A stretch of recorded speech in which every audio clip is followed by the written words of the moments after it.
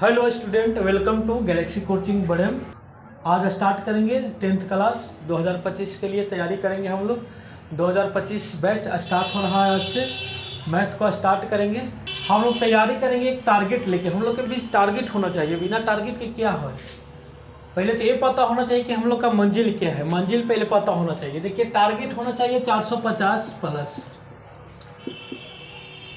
Matric batch start हो रहा है, 10th बैच स्टार्ट हो रहा है, 2025 बैच जो है स्टार्ट हो रहा है। आज से स्टार्ट है मैथ क्लास। तो टारगेट हम लोग को होना चाहिए 450 प्लस। यदि मंजिल ही नहीं रहेगा तो आदमी भटकते रहेगा। तो सबसे पहले है जानना है कि मेरा मंजिल क्या है। तो आप लोग का मंजिल है 450 प्लस, ठीक है। मंजिल है 450 प्लस, टारगेट रहेगा 450 प्लस। ए मंजिल है, ठीक है। 450 प्लस टारगेट लेके पढ़ना है और मेहनत करना है और 450 प्लस एकदम ला देना है, ठीक है। किसी हाल में आ जाएगा, ध्यान देना है, पढ़ना है। तो एक टारगेट हम लोग का हो गया। मंजिल है 450 मंजिल है, इसको पाना है। मंजिल है, इसको पाना है। देखिए, क्लास जो स्टार्ट हो रहा है बहुत अच्छे से होगा, अच्छे से बताया जाएगा। एकदम 450 कंप्लीट कराया जाएगा। एकदम 450 ला देना है। मैट्रिक का बोर्ड एकदम फोड़ देना है, ठीक है। ठीक है, मैट्रिक का बोर्ड फोड़ देना है। तैयारी एकदम जबरदस्त करना है। मंजिल ही होना चाहिए। देखिए, पढ़ने का मकसद क्या है। जब आप पढ़ रहे हैं तो एक टारगेट होना चाहिए कि इतना अंक हमको ला देना है 450 प्लस। पढ़ाई किस काम की कि 400 प्लस नहीं आएगा, 450 प्लस नहीं आएगा। पास होने के लिए तो कोई भी पास हो जाता है। जो वैन चलाते रहता है वो भी पास हो जाता है। फर्स्ट तो कोई भी आ जाएगा, जो नहीं पढ़ता है वो भी आ जाएगा। लेकिन जब आप लोग पढ़ रहे हैं तो टारगेट का होना चाहिए 450 प्लस। एकदम टारगेट लेके पढ़ना है। हम लोग का गोल है 450, ठीक है। इसको छोड़ना नहीं है, इसके लिए मेहनत करना है, ठीक है। और 450 प्लस लाना है, ठीक है। 450 प्लस लाना है, ठीक है। देखिए, 450 प्लस टारगेट रहेगा। मंजिल है 450 हम लोग को लाना है। तो हम तैयारी करना है इस तरीके से सोच के तैयारी करना है। ड्रीम है 450 प्लस। तो अपने ड्रीम को पूरा करने के लिए तैयारी करना है, अच्छा से मेहनत करना है और तैयारी करके 450 प्लस लाना है।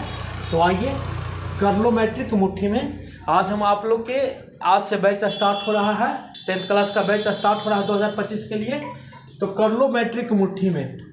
हम आप लोग को मैट्रिक मुट्ठी में करा देंगे। तो आप लोग ध्यान दीजिए और मेहनत कीजिए और पढ़िए। टारगेट रहेगा 450, मंजिल है 450, मंजिल है 450। ड्रीम है 450 प्लस। एकदम इरादा को मजबूत रखना है। एकदम 450 प्लस लाना है तो लाना है, उसके लिए मेहनत करेंगे, ठीक है। कौन कहता है कि कामयाबी किस्मत से मिलती है? कौन कहता है कि कामयाबी किस्मत से मिलती है? इरादे मजबूत हो तो मंजिलें भी झुकती है, ठीक है।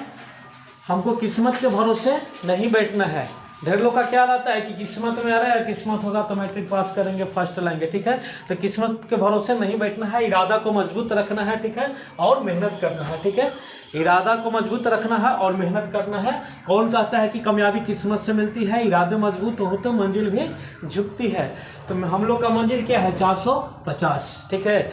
अगर इरादा मजबूत करके पढ़ेंगे तो 450 प्लस जरूर आएगा, ठीक है। तो हम लोग को एकदम इरादा के साथ, एनर्जी के साथ एकदम स्टार्ट करना है। इरादा मजबूत करके एनर्जी के साथ स्टार्ट करना है और 450 प्लस पाना है, ठीक है।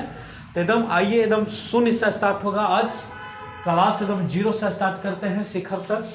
एकदम 0 से स्टार्ट होगा, आप लोग बने रहिए। चलिए देखिए, 10th क्लास का मैथ एकदम 0 से स्टार्ट करते हैं। फर्स्ट चैप्टर का नाम है वास्तविक संख्या। फर्स्ट चैप्टर जो पढ़ना है, चैप्टर फर्स्ट जो है नाम है उसका वास्तविक संख्या। 10th का जो मैथ है चैप्टर 1 है वास्तविक संख्या, रियल नंबर पढ़ना है, ठीक है। तो सबसे पहले हम लोग जानेंगे पूर्ण संख्या। देखिए, पूर्ण संख्या किसको कहेंगे? तो 0 से लेकर गिनती की सारी संख्याओं को पूर्ण संख्या कहते हैं। 0 से लेकर गिनती की सारी संख्याओं को पूर्ण संख्या कहते हैं। याद हो गया होगा? पूर्ण संख्या किसको कहेंगे? तो 0 से लेकर गिनती की सारी संख्याओं को पूर्ण संख्या कहेंगे, ठीक है। 0 से लेकर गिनती की सारी संख्याओं को पूर्ण संख्या कहते हैं, ठीक है। जैसे एग्जाम्पल 0 1 2 3 4 अनलिमिटेड अनगिनत, ठीक है, इंडिफिनाइट यहाँ पे हो गया 0 1 2 3 4 डॉट डॉट इंडिफिनाइट यानी अनगिनत अनलिमिटेड, ठीक है। यानी 0 से लेकर गिनती की जितना सारी संख्या है, जितना है, हजार करोड़ सब जो भी है क्या है, पूर्ण संख्या है। क्या है? पूर्ण संख्या है, ठीक है। तो याद हो गया होगा पूर्ण संख्या किसको कहेंगे, तो 0 से लेकर गिनती की सारी संख्याओं को पूर्ण संख्या कहते हैं, ठीक है। पूर्ण संख्या कहाँ से स्टार्ट होगा, तो 0 से। पूर्ण संख्या कहाँ से स्टार्ट होगा, 0 से, यानी 0 से जितना भी गिनती की संख्या है, करोड़ अरब सब जितना है सब क्या होगा, पूर्ण संख्या होगा। क्लियर। सेकेंड है प्राकृत संख्या। सेकेंड है प्राकृत संख्या, प्राकृतिक संख्या, ठीक है। प्राकृत संख्या किसको कहेंगे, तो 1 से लेकर गिनती की सारी संख्याओं को प्राकृत संख्या कहते हैं। 1 से लेकर गिनती की सारी संख्याओं को प्राकृत संख्या कहते हैं, ठीक है। 0 से लेकर गिनती की सारी संख्याओं को क्या कहेंगे, पूर्ण संख्या कहेंगे, ठीक है। और 1 से लेकर गिनती की सारी संख्याओं को क्या कहेंगे, प्राकृत संख्या कहेंगे, ठीक है। जैसे प्राकृत संख्या कहाँ से स्टार्ट होगा, 1 से। 1 2 3 4 5 6 7 8 9 10 इंडिफिनाइट अनगिनत अनलिमिटेड, ठीक है। जहाँ तक भी संख्या है गिनती का, करोड़ अरब जहाँ तक भी संख्या है वो क्या हो जाएगा, प्राकृत संख्या। कहाँ से लेकर, 1 से लेकर, ठीक है। 1 से लेकर गिनती की सारी संख्या को क्या कहेंगे, प्राकृत संख्या कहेंगे, ठीक है। तो 1 से लेकर गिनती की जितना भी संख्या है सब क्या होगा, प्राकृत संख्या, ठीक है। और 0 से लेकर गिनती की जितना भी संख्या है सब क्या हो जाएगा, पूर्ण संख्या होगा। और 1 से लेकर गिनती की जितना भी संख्या वो क्या हो जाएगा, प्राकृत संख्या हो जाएगा। क्लियर। अब पूछ दिया जाता है कि क्या 0 जो है प्राकृत संख्या है, 0 प्राकृत संख्या है, तो 0 प्राकृत संख्या नहीं है। 0 कौन संख्या है, पूर्ण संख्या है, ठीक है। अब पूछ दिया जाएगा कि 1 जो है पूर्ण संख्या है, तो हाँ 1 पूर्ण संख्या है, 1 पूर्ण संख्या में आता है, क्योंकि पूर्ण संख्या 0 से स्टार्ट होता है, 1 भी आ जा रहा है उसमें, ठीक है। क्लियर। यानी 0 को पूछ दिया जाए कि प्राकृत संख्या है, तो 0 प्राकृत संख्या नहीं होगा, ठीक है।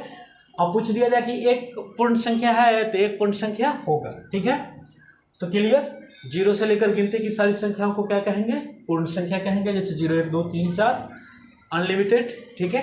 ठीक। 1 से लेकर गिनती की सारी संख्याओं को क्या कहेंगे, प्राकृत संख्या कहेंगे। 1 2 3 4 5 6 7 8 9 10 अनलिमिटेड जहां तक गिनती है, ठीक है। अब देखिए, देखेंगे सम संख्या। सम संख्या तीसरा नंबर में है सम संख्या। तो वे संख्या जो 2 से विभाज्य हो जाए उसे सम संख्या कहते हैं। वे संख्या जो 2 से विभाज्य हो उसे क्या कहेंगे, सम संख्या। यानी कहते हैं कि 2 से जिसमें पूरा पूरा भाग लग जाएगा, जो संख्या 2 से पूरा पूरा कट जाएगा उसको क्या कहेंगे, सम संख्या। जो संख्या 2 से पूरा पूरा कट जाता है उसको क्या कहेंगे, सम संख्या। जैसे में एग्जांपल हो गया 2 4 6 8 10 12 etc यानी इत्यादि। माने 2 से जो भी संख्या कटेगा वो क्या हो जाएगा, सम संख्या हो जाएगा, ठीक है। 2 से जो भी संख्या कटेगा वो क्या हो जाएगा, सम संख्या। क्लियर। यानी देखेंगे जब 2 से कटेगा तो क्या हो जाएगा, सम संख्या, ठीक है। और 2 से नहीं कटेगा तो सम संख्या नहीं होगा, ठीक है। तो वे संख्या जो 2 से पूरा पूरा कट जाता है वो क्या हो जाएगा, सम संख्या, ठीक है। जैसे 2 4 6 8 10 12। क्लियर। सम संख्या भी क्लियर। अभी हम लोग देखें पूर्ण संख्या, प्राकृतिक संख्या, सम संख्या। चलिए देखिए अब विषम संख्या। अभी देखे थे सम संख्या, वे संख्या जो 2 से विभाजित हो जाती है उसको क्या कहेंगे, सम संख्या। लेकिन वे संख्या जो 2 से विभाज्य ना हो उसे क्या कहेंगे, विषम संख्या। यानी वे संख्या जो 2 से नहीं कटेगा, जिस संख्या में 2 से भाग नहीं लगेगा उसको क्या कहेंगे, विषम संख्या कहेंगे, ठीक है। जैसे एग्जाम्पल हो गया 1 में 2 से भाग नहीं लगेगा, 3 में 2 से भाग नहीं लगेगा, 5 में 2 से भाग नहीं लगेगा, 7 में 2 से भाग नहीं लगेगा। तो वे संख्या जो 2 से विभाज्य ना हो उसे क्या कहेंगे, विषम संख्या। यानी जो संख्या 2 से नहीं कटेगा उसको क्या कहेंगे, विषम संख्या कहेंगे। जैसे में हो गया 1 3 5 7 9 11 डॉट डॉट, ये सब क्या है, विषम संख्या है। चलिए ठीक है, विषम संख्या के लिए अब देखते हैं अभाज्य। अभाज्य का 2 नाम है, अभाज्य या रूढ़। अभाज्य या रूढ़, ठीक है। एक ही संख्या है, नाम इसका 2 है, अभाज्य या रूढ़। अभाज्य संख्या बोले चाहे रूढ़ संख्या बोले, ठीक है। याद रखना है कि अभाज्य संख्या बोले चाहे रूढ़ संख्या बोले, एक ही का नाम है, ठीक है। अभाज्य या रूढ़ बोल सकते हैं। तो वे संख्या जो एक और अपने अलावा, वे संख्या जो एक और अपने अलावा किसी भी संख्या से विभाजित ना हो उसे अभाज्य संख्या कहते हैं, ठीक है। वे संख्या जो सिर्फ 1 से कटेगा और अपने से कटेगा, इसके अलावा किसी से नहीं कटेगा, वे संख्या जो एक से कटेगा और अपने से कटेगा, उसके अलावा किसी से नहीं कटेगा, तो इसको क्या कहेंगे? अभाज्य संख्या कहेंगे, रूढ़ संख्या कहेंगे। वे संख्या जो सिर्फ अपने से कटेगा, ठीक है, और एक से कटेगा, एक से कटेगा और अपने से कटेगा, उसके अलावा कोई माई के लाल नहीं है जो उसको काट सकता है, यानी किसी दूसरे संख्या से नहीं कटेगा, सिर्फ कटेगा किससे? एक और अपने आप से, ठीक है, एक से कटेगा और अपने आप से कटेगा। तो वे संख्या जो अपने आप से कटेगा और एक से कटेगा, उसको क्या कहेंगे? अभाज्य संख्या, ठीक है।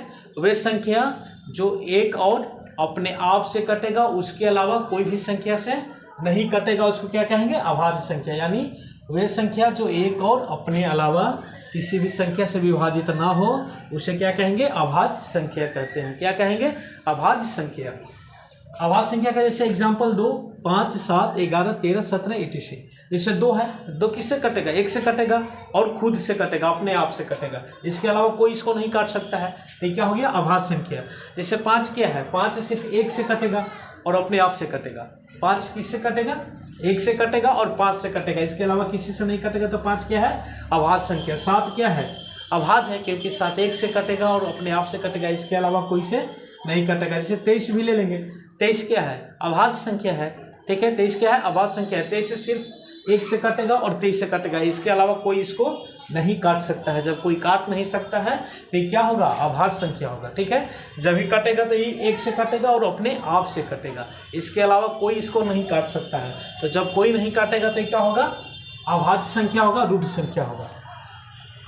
एग्जाम में पूछ दिया जाता है, 1 नंबर का क्वेश्चन पूछ दिया जाएगा, कभी का पूछ दिया जाएगा कि सबसे छोटी अभाज्य संख्या कौन है। तो देखिए अभाज्य संख्या कहाँ से स्टार्ट हो रहा है? 2 से, तो सबसे छोटी अभाज्य संख्या कौन है? 2 है। सबसे छोटी अभाज्य संख्या कौन है? 2 है। पूछ दिया जाता है कि सबसे छोटी अभाज्य संख्या कौन है? 2 है, ठीक है। और ये भी पूछ दिया जाएगा कि अभाज्य संख्या का मशक क्या होता है? अभाज्य संख्या का मशक क्या होता है? तो अभाज्य संख्या का मशक याद रखिएगा 1 होता है। अभाज्य संख्या का मशक क्या होगा? 1 होगा। इसका मशक निकाल लीजिए, 2 वो अभाज्य संख्या के 2, 5 का मशक निकाल लीजिए, 1 आएगा, ठीक है। पूछ देता है कि स अभाज्य संख्या का मशक क्या होता है? वही स अभाज्य संख्या मतलब 2 लगातार अभाज्य संख्या ले लिए, 2 और 5 ले लिए, ठीक है। तो 2 और 5 का मशक क्या होगा? वही 1 होगा, ठीक है। तो पूछ देगा अभाज्य संख्या का मशक, तब पर भी 1। अगर पूछ देगा कि स अभाज्य संख्या का मशक कितना होता है, तब पर भी 1, ठीक है। ऑब्जेक्टिव में मतलब 3 में से ये पूछ सकता है कि सबसे छोटी अभाज्य संख्या कौन है, ये पूछ सकता है कि स अभाज्य संख्या का मशक कितना होता है, चाहे पूछ सकता है कि अभाज्य संख्याओं का मशक कितना होता है। ये तीनों में से एगो मैट्रिक एग्जाम में कंफर्म है, हो सकता है कि दोनों पूछ दे कि अभाज्य का मशक, अभाज्य संख्या का मशक कितना होता है और सबसे छोटी अभाज्य संख्या कितना होता है। तो ये सब कंप्लीट रखना है, ठीक है। कंप्लीट ये सब कंप्लीट करते जाना है, ठीक है। सब कंप्लीट होना चाहिए, एकदम एक एक पॉइंट कंप्लीट होना चाहिए, एक एक नंबर कंप्लीट होना चाहिए, तब जाके 450 प्लस का हम लोग का टारगेट पूरा होगा। और टारगेट को पूरा करके रखना है, ठीक है। क्लियर? अभाज्य संख्या क्लियर? यानी वे संख्या जो एक और अपने अलावा किसी भी संख्या से विभाजित ना हो, उसे क्या कहेंगे? अभाज्य संख्या कहते हैं। उसको क्या कहते हैं? अभाज्य संख्या कहते हैं। अब चलते हैं, 6ठे नंबर में है भाज्य। इसका भी डबल नाम है, इसका भी 2 गो नाम है, भाज्य या यौगिक संख्या। इसका भी 2 गो नाम है, भाज्य या यौगिक संख्या, ठीक है। भाज्य या यौगिक संख्या, इसका भी डबल नाम है, भाज्य या यौगिक संख्या, ठीक है। यौगिक संख्या बोले चाहे भाज्य संख्या बोले, बात तो बराबर है, एक ही चीज है, नाम 2 है, ठीक है। आदमी एक है, नाम 2 है, ठीक है। भाज्य या यौगिक संख्या, ठीक है। इसका अभाज्य या रूढ़ संख्या, ठीक है। आदमी एक, नाम 2, ठीक है। तो वे संख्या जो एक और अपने अलावा, वे संख्या जो एक और अपने अलावा किसी अन्य संख्या से भी विभाजित हो, उसे भाज्य संख्या कहते हैं। वे संख्या जो एक से भी कटेगा, अपने से कटेगा और दूसरा कोई आएगा वह काट के चला जाएगा, तो इसको क्या कहेंगे? भाज्य संख्या या यौगिक संख्या, ठीक है। वे संख्या जो एक से भी कटेगा, अपने आप से भी कटेगा और दूसरा कोई भी आएगा और काट के चला जाएगा, तो इसको भी क्या कहेंगे? भाज्य संख्या कहेंगे, यौगिक संख्या, ठीक है। भाज्य संख्या या यौगिक संख्या कहेंगे। वे संख्या जो एक और अपने अलावा किसी अन्य संख्या से भी विभाजित हो, उसे भाज्य संख्या कहते हैं या यौगिक संख्या कहते हैं। जैसे 4 को देखा जाए, 4 किससे कटेगा? 1 से कटेगा, 4 से कटेगा, अपने आप से कटेगा, और 2 भी आएगा, इसको काट के चला जाएगा, ठीक है। 2 भी आएगा और 4 को काट के चला जाएगा, ठीक है। इसके बाद कौन हो गया? 6 हो गया, ठीक है। इसके बाद कौन हो गया? 6 क्या है? भाज्य संख्या है, यौगिक संख्या है, ठीक है। जैसे 6 खुद 1 से कटेगा, अपने से भी कटेगा, और 3 भी आएगा इसको काट के चला जाएगा, 2 भी आएगा काट के चला जाएगा, तो क्या है, भाज्य संख्या है, यौगिक संख्या है। 8 की बात करते हैं, 8 भी क्या है, भाज्य संख्या, 1 से भी कटेगा, 8 से भी कटेगा, 2 भी काट देगा, 4 भी काट देगा, तो ये क्या है, भाज्य संख्या है। 9 क्या है, भाज्य संख्या है, 1 से कटेगा, अपने आप से कटेगा, 3 से कटेगा, तो भाज्य है। यानी वो ऐसे संख्या जो 1 से भी कटेगा, अपने से भी कटेगा, कोई और दूसरा आन के काट दे, एक भी संख्या कोई दूसरा काट दिया तो क्या हो जाएगा, यौगिक संख्या, भाज्य संख्या। वे संख्या जो एक और अपने अलावा किसी अन्य संख्या से भी विभाजित हो उसे भाज्य संख्या कहते हैं। एग्जाम्पल हो गया 4, 6, 8, 9, 10, 12, 14, 15, 25, 28, सभी सब क्या है, भाज्य संख्या etc इत्यादि। 28 भी कट जाएगा, 28 2 से कटेगा, 1 से कटेगा, 28 से कटेगा, 14 से कटेगा, 7 से कटेगा, 4 से कटेगा, ढेर लोग इसको काट दे रहा है, बेचारा कमजोर है, ठीक है। तो वे संख्या जो अपने से भी कटेगा, 1 से भी कटेगा, और दूसरा कोई भी आएगा काट के चला जाएगा, तो इसको क्या कहेंगे, भाज्य संख्या कहेंगे, यौगिक संख्या कहेंगे, ठीक है। एग्जाम में पूछ देता है कि सबसे छोटी भाज्य संख्या कौन है, सबसे छोटी भाज्य संख्या कौन है, तो सबसे छोटी भाज्य संख्या कौन है, 4। सबसे छोटी भाज्य संख्या कौन है, 4, क्योंकि भाज्य संख्या कहाँ से स्टार्ट हो रहा है, 4 से स्टार्ट हो रहा है, ठीक है। भाज्य संख्या कहाँ से स्टार्ट हो रहा है, 4 से। यहाँ अभाज्य संख्या में 3 छूट गया है, 3 भी अभाज्य संख्या है, 3 भी क्या है, अभाज्य संख्या है, क्योंकि 3 1 से कटेगा, 3 से कटेगा, इसके अलावा कोई इसको नहीं काट सकता है, ठीक है। तो 3 भी क्या है, अभाज्य संख्या है, 3 क्या है, रूढ़ संख्या है, ठीक है। तो क्लियर, पूछ दे कि सबसे छोटी अभाज्य संख्या कौन है, तो सबसे छोटी अभाज्य संख्या कौन होगा, 2 होगा। यदि पूछ दिया जाए कि सबसे छोटी भाज्य संख्या कौन है, तो 4, तो सबसे छोटी भाज्य संख्या कौन होगा, 4 होगा। कभी कभी पूछ देता है कि सबसे छोटी भाज्य संख्या और सबसे छोटी अभाज्य संख्या का गुणनफल कितना होगा, तो सबसे छोटी भाज्य संख्या 4 और सबसे छोटी अभाज्य संख्या कौन, 2, तो गुणनफल 4 दूना 8, यानी 8 हो जाएगा। क्लियर। देखिए 7वें नंबर में पढ़ेंगे परिमेय संख्या। यहाँ है क्या, परिमेय संख्या है। परिमेय संख्या किसको कहेंगे, वे संख्या जो p/q के रूप में, वे संख्या जो p/q के रूप में पाई जाती है, जहां p और q में कोई गुणनफल शामिल ना हो, उसे क्या कहेंगे, परिमेय संख्या। वे संख्या जो p/q के रूप में पाई जाती है, जहां p और q में कोई गुणनखंड शामिल ना हो, उसे क्या कहेंगे, परिमेय संख्या। जैसे 2/5 p/q के रूप में परिमेय संख्या है, 3/4, 1/7 etc जो भी है क्या है, परिमेय संख्या है। जैसे 5 की भी बात करेंगे तो 5 एकड़ बटे में कुछ नहीं है, 1, तो ये भी क्या हो गया, p/q के रूप में हो गया, तो क्या हो जाएगा, ये भी है परिमेय संख्या है, क्या है, परिमेय संख्या। क्लियर। अब चलिए देखिए अपरिमेय संख्या देखते हैं। अपरिमेय संख्या वे संख्या जो रूट में पाई जाती है, रूट, ठीक है, वे संख्या जो रूट में पाई जाती है और उसका वर्गमूल पूर्ण रूप से नहीं निकल पाता है। वे संख्या जो रूट में पाई जाती है उसका वर्गमूल पूर्ण रूप से नहीं निकल पाता है, उसे अपरिमेय संख्या कहते हैं। वर्गमूल निकलेगा लेकिन पॉइंट में निकलेगा, ठीक है।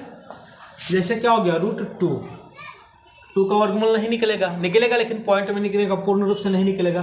√5, √7, ठीक है, जिसका पूर्ण रूप से वर्गमूल नहीं निकलेगा वो क्या हो जाएगा, अपरिमेय संख्या। जैसे √2, √5। अब √4 परिमेय है कि अपरिमेय, तो 4 का वर्गमूल कितना होता है जी, 2, तो 2/1 हो गया, यानी 2 हो गया, तो 2 क्या है, परिमेय संख्या है। 4 का वर्गमूल क्या हो गया, 2, तो √4 क्या हो गया, परिमेय संख्या हो गया, ठीक है। और √2 का वर्गमूल नहीं निकल रहा है, निकलेगा लेकिन पॉइंट में निकलेगा, तो पॉइंट में निकलेगा तो ये क्या होगा, परिमेय नहीं होगा, क्या होगा, अपरिमेय। √2 अपरिमेय, √5 अपरिमेय, √7 अपरिमेय, √9 क्या हो जाएगा, तो 9 का वर्गमूल 3, तो √9 हो जाएगा परिमेय। ये चीज ध्यान देना है, ठीक है। पूछ देता है निम्न में कौन परिमेय संख्या है, पूछ देता है कि निम्न में कौन अपरिमेय संख्या है, चाहे कौन अपरिमेय संख्या नहीं है, तो ये सब ध्यान देना है, ठीक है। तो अपरिमेय संख्या किसको कहेंगे, रूट में है लेकिन देखेंगे कि वर्गमूल हो रहा है कि नहीं उसका पूर्ण रूप से। जैसे √4 था तो एक और नहीं कह देंगे कि अपरिमेय संख्या है। 4 का वर्गमूल कितना होता है जी, 2 होता है, तो जब 4 का वर्गमूल 2 होता है तो इसका तो वर्गमूल निकल गया, तो ये क्या हो जाएगा, परिमेय संख्या। √9 था, √9 का वर्गमूल क्या होगा, 3 होगा, 9 का वर्गमूल क्या होगा, 3, तो ये क्या हो गया, परिमेय संख्या। जैसे √49 ले लीजिए, 49 का वर्गमूल क्या होगा, 7, 49 का वर्गमूल क्या होगा, 7, तो ये अपरिमेय नहीं है, क्या है, परिमेय है, ठीक है। अब जैसे √7, अब रूट ले लिए √51, रूट 51 ले लिए, ठीक है। तो 51 का वर्गमूल नहीं निकलेगा, लेकिन पॉइंट में निकलेगा। तो क्या है, परिमेय नहीं है, क्या है, अपरिमेय है। क्लियर हो गया। अब चलते हैं आगे, वास्तविक संख्या जो हमको पढ़ना है, चैप्टर के ही नाम है वास्तविक संख्या, रियल नंबर, ठीक है। वास्तविक संख्या क्या कर देना है, वास्तविक संख्या कहते हैं किसको, परिमेय संख्या और अपरिमेय संख्या को मिला देना है, एक में फेंट देना है, ठीक है। परिमेय संख्या और अपरिमेय संख्या को एक ही में फेंट देना है। जैसे अभी लगन का टाइम चल रहा है, यहाँ के धनवा वहाँ के धनवा एक में मिलाओ जी, ठीक है। तो परिमेय संख्या और अपरिमेय संख्या एक में मिलाओ जी और वास्तविक संख्या बनाओ जी, ठीक है। तो परिमेय संख्या और अपरिमेय संख्या को एक में मिला देंगे तो क्या हो जाएगा, वास्तविक संख्या, ठीक है। परिमेय संख्या और अपरिमेय संख्या को एक में मिला देंगे तो क्या हो गया, वास्तविक संख्या। यानी परिमेय एवं अपरिमेय संख्याओं के समूह को क्या कहेंगे, वास्तविक संख्या कहेंगे, ठीक है। जब परिमेय और अपरिमेय एक ही में मिला रहेगा, ठीक है, एक समूह रहेगा, परिमेय और अपरिमेय संख्याओं का समूह रहेगा, ठीक है। तो परिमेय और अपरिमेय संख्या एक ही समूह में रहेगा तो उसको क्या कह देंगे, वास्तविक संख्या कहेंगे। क्या कहेंगे, वास्तविक संख्या कहेंगे। यानी परिमेय एवं अपरिमेय संख्याओं को समूह को क्या कहते हैं, वास्तविक संख्या कहते हैं। जैसे एग्जाम्पल 1/2, ये बेचारा परिमेय है, यहाँ है √5, तो √5 क्या है, अपरिमेय है। तो ये के साथ है बेचारा एगो समूह है, ठीक है। तो क्या होगा, वास्तविक संख्या। ऐसे हो जाएगा 2√2 चाहे 2√3, ये परिमेय, यह परिमेय क्या है, वास्तविक संख्या है। माने एक समूह है इसका, परिमेय एवं अपरिमेय संख्याओं का समूह है, तो पूरा समूह क्या कहलाएगा, वास्तविक संख्या कहलाएगा, रियल नंबर कहलाएगा। क्लियर। चलिए देखिए 10वां नंबर में है धनात्मक संख्या, धनात्मक संख्या, ठीक है, पॉजिटिव नंबर, ठीक है। तो वे संख्या जो प्लस में पाई जाती है, ठीक है, जो प्लस में पाई जाएगी उसको क्या कहेंगे, धनात्मक संख्या, ठीक है। वे संख्या जो प्लस में पाई जाती है उसको क्या कहेंगे, धनात्मक संख्या। जैसे 1 + 5 6 + 11, ठीक है।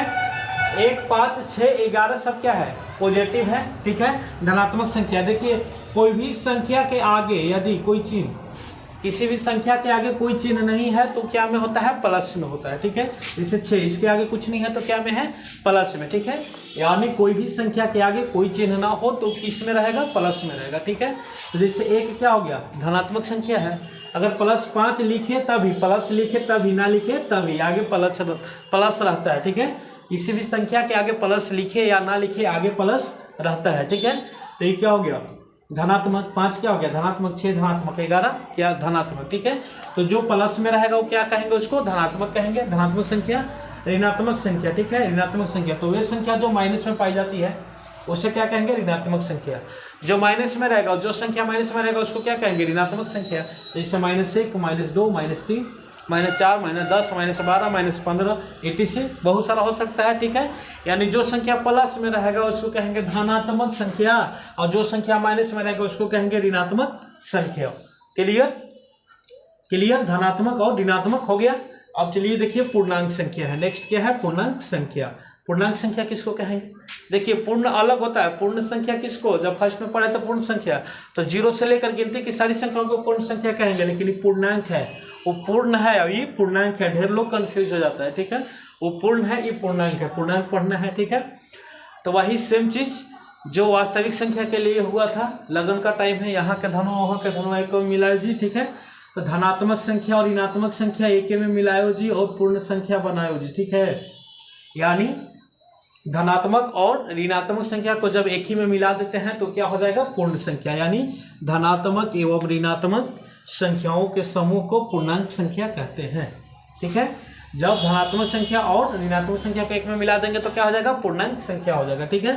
तो धनात्मक एवं ऋणात्मक संख्याओं के समूह को क्या कहेंगे, पूर्णांक संख्या कहते हैं। जैसे +5 -6 +7 -7, यानी प्लस माइनस एक ही में रहेगा तो क्या हो जाएगा, पूर्णांक संख्या हो जाएगा। क्लियर। अब देखिए भिन्न पढ़ना है, नेक्स्ट है भिन्न। भिन्न किसको कहेंगे, भिन्न तो वे संख्या जो P/Q के रूप में पाई जाती है, जो P/Q के रूप में पाया जाएगा उसको क्या कहेंगे, भिन्न। जैसे आप लोग पढ़े होंगे 1/2, ये भिन्न है, भिन्न के जोड़ पढ़े होंगे 1/2, ये क्या है, भिन्न। ये भी क्या है, 1/3 क्या है, भिन्न। भिन्न के जोड़ दिए तो क्या हो गया, भिन्न के जोड़। अब ये घटा देंगे तो क्या हो जाएगा, भिन्न के घटाव। ये क्या है, भिन्न है, इसको घटा देंगे तो भिन्न के घटाव। और यहाँ भिन्न है, इसमें गुना दे दिए तो क्या हो गया, भिन्न का गुना, ठीक है।